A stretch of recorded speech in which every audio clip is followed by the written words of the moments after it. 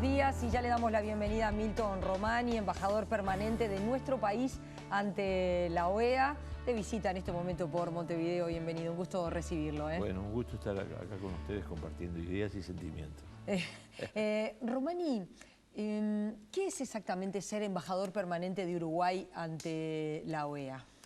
Bueno, la misión permanente de Uruguay ante la OEA, que existe desde que la OEA se creó en el 48, exige participar de un foro político donde están en pie de igualdad 34 países, incluido Cuba, que fue suspendida en el año 62 en un episodio ominoso para la propia OEA, pero que a partir de agosto del 2009 está reincorporada y donde tiene algunas virtudes la OEA. En primer lugar, es un foro multilateral donde nadie es más que nadie y San Kitts, para bien o para mal, tiene un voto igual que Estados Unidos.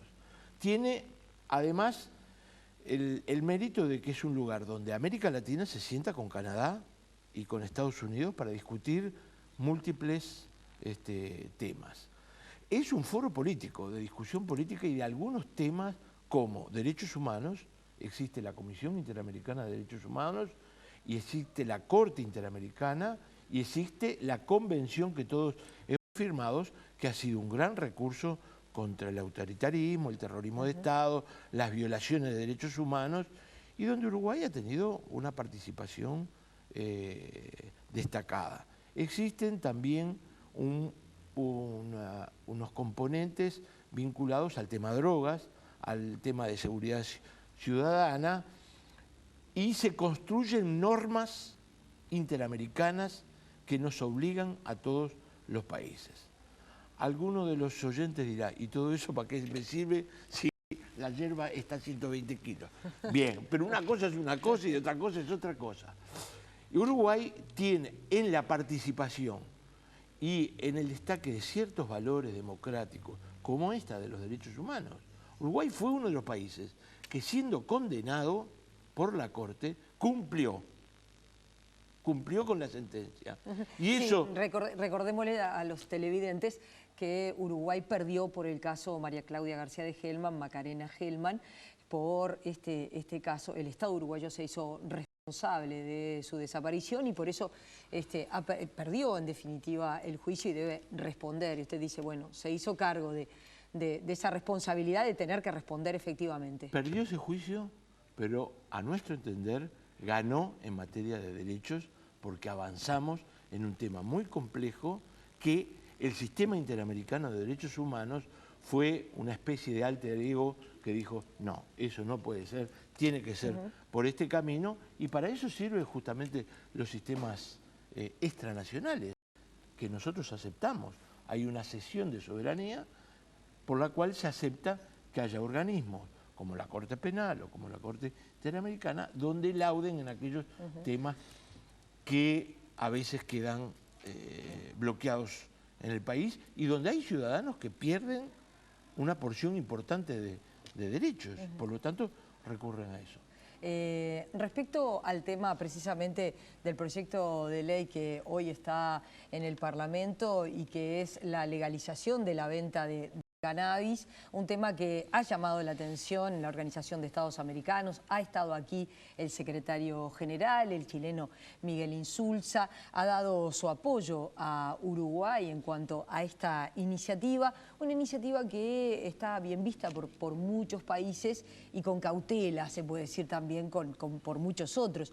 Bueno, ¿cómo se vive desde Estados Unidos esta idea uruguaya? Bien, en primer lugar hay que decir que desde que soy embajador estuve muy involucrado y Uruguay estuvo muy involucrado y la Junta Nacional de Drogas estuvo involucrado en la confección de este informe, que es un informe en donde por primera vez se escucharon todas las voces, se estableció la premisa de que las políticas de drogas pueden ser debatidas y no como hasta ahora que era prácticamente un pensamiento único, donde todos íbamos a la misa de los gringos que nos decían lo que había que hacer en materia de drogas, de narcotráfico, de terrorismo, etcétera, etcétera. Esto es un fenómeno y hay que reconocer que Estados Unidos estuvo abierto a esa discusión y se elaboró, y es un buen ejemplo donde Uruguay, por sus valores, su tradición, su nivel educativo, su nivel de fortaleza institucional, juega un papel destacado, juega un papel interesante, porque lejos de ser los raros que vinimos a plantear algo que era medio loco, no, Uruguay expuso su punto de vista con corrección y dijo, acá lo importante es debatir. Y en la opinión pública norteamericana, eso ha tenido un buen efecto. Nos han acompañado centros centros de estudio o think tank, como se les llama, acompañando y valorando el coraje de Uruguay para cambiar algo que, para poner un caso, en México se ha demostrado es un desastre. La guerra contra las drogas, es decir, pretender regular el mercado ilícito de las drogas con la ley penal, con la represión, ha sido un desastre. Sí, un comentario para todos aquellos que les pueda interesar este tema. La Organización de Estados Americanos, como nosotros hacíamos un muy breve resumen, hizo una investigación, un documento de 400 páginas que se llama La política de drogas en América Latina, firmado por Miguel Ángel Insulza, y precisamente, de alguna manera, la piedra de toque es plantear lo que pasó en México, ¿verdad? Donde el anterior presidente mexicano, Felipe Calderón, tomó la decisión de sacar al ejército a la calle para combatir el narcotráfico, y el resultado fueron 50.000 muertos contabilizados y un aumento muy importante de la violencia en este país, que hoy día se dice, hoy México es más violento que Colombia. Sin lugar a dudas. Mira, algunas paradojas, ¿no? Porque nosotros el informe de drogas de las Américas que hizo la OEA fue a pedido de la cumbre de Cartagena en el 2012 por el presidente Santos, Otto Pérez Molina, Pepe Mujica, Dilma Rousseff, que dijeron esto así no va más, digamos, porque en el sur nos quedan los muertos y el gran mercado consumidor está en el norte y lo que se trafica de sur a norte es cocaína, pero lo que viene de norte a sur son armas de fuego en un mercado totalmente liberalizado. No hay control ni fiscalización para el tema de armas. Pero además, hay un mexicano muy bueno, porque esto en México se está tratando a nivel de las universidades, hay grupos de investigación. En México, en esos 5 años se hizo un relevamiento de cuántos muertos por sobredosis en drogas hay, y no alcanzó a 260. Y en un año hay 11.000 muertos por el tráfico. Cifras contundentes. Eso es contundentes. Y los países están buscando escenarios para reducir la violencia. Se da la paradoja que en El Salvador, Guatemala, Honduras, que son países de bajo consumo, prácticamente no tienen consumo, son los altos niveles de violencia. Entonces la violencia es el tráfico y no el consumo, pero a la vez... La violencia está en el tráfico, en la disputa de las rutas y las ganancias. Un kilo de hoja de coca en la selva colombiana sale $150. Cuando llega al mercado norteamericano, ese mismo kilo se transformó en $300.000 que quedan vía lavado de dinero también en el norte. Es decir que también la 150 a 300.000. Sí, exacto.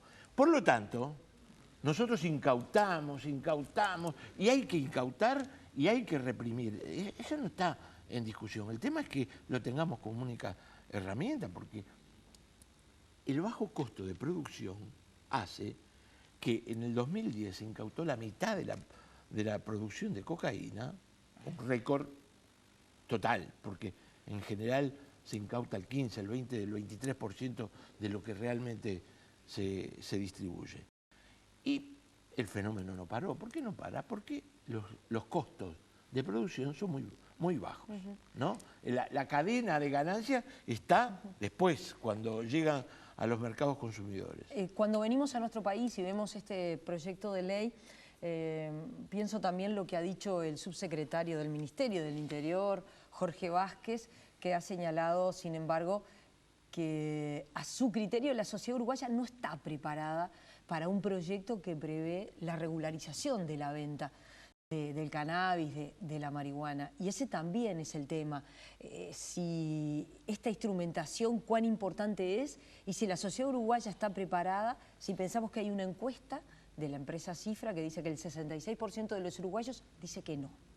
Bien, hemos trabajado juntos con Jorge Vázquez en este tema y es razonable la reflexión de Jorge Vázquez porque lo más difícil de todo esto es la instrumentación y después la evaluación. Yo creo que de todas maneras Uruguay, y así lo piensa el hemisferio, y así lo piensa, no es el único país que está ensayando esto. El otro país que está ensayando esto es Estados Unidos.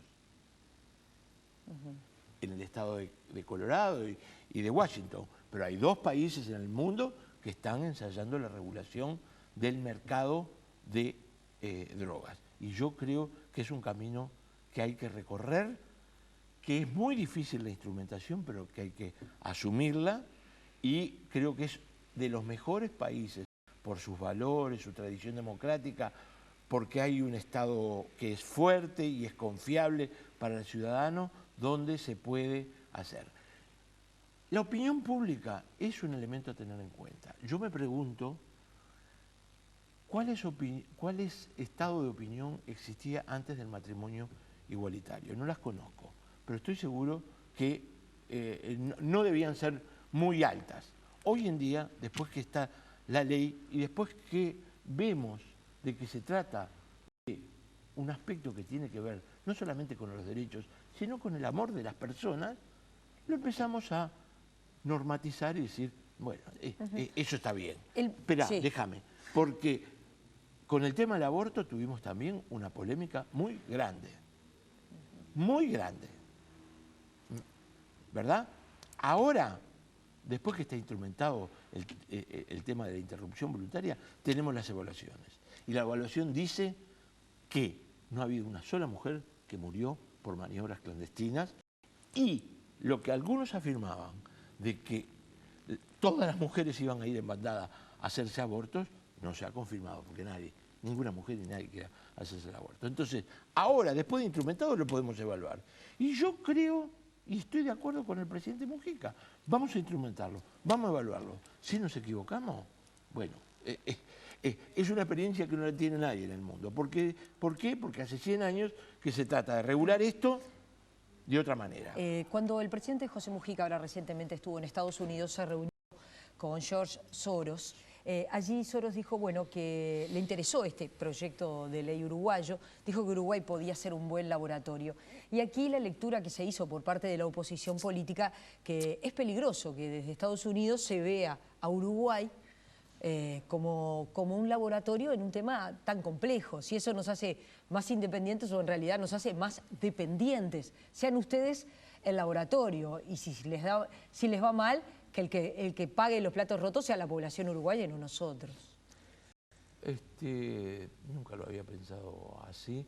El hecho de decir que es un laboratorio significa ni más ni menos que hemos tenido el coraje como Estado y como ciudadanía de afrontar un desafío que no es fácil, pero que si lo recorremos con criterio como hemos recorrido otras cosas, va a ser no un laboratorio, va a ser una lección para el mundo. Y tenemos muchas cosas muy parecidas. En el tabaco también pensábamos que iba a ser un desastre, que no se iba a cumplir el decreto, que todos los chiquilines iban a fumar y que todos los bares... La cosa se cumplió, y si hay algo que se parece a la regulación del cannabis, es la regulación exitosa del tabaco que hizo disminuir los niveles de fumata. Se pensaba que el plan Ceibal no fue un laboratorio, también fue un laboratorio. ¿Qué iba a pasar? Y hoy está en debate y se está analizando y evaluando. pero todos los chiquilines tienen su laptop, ¿no? A mí me parece ¿Cree que somos laboratorio para bien y para mal, ¿eh?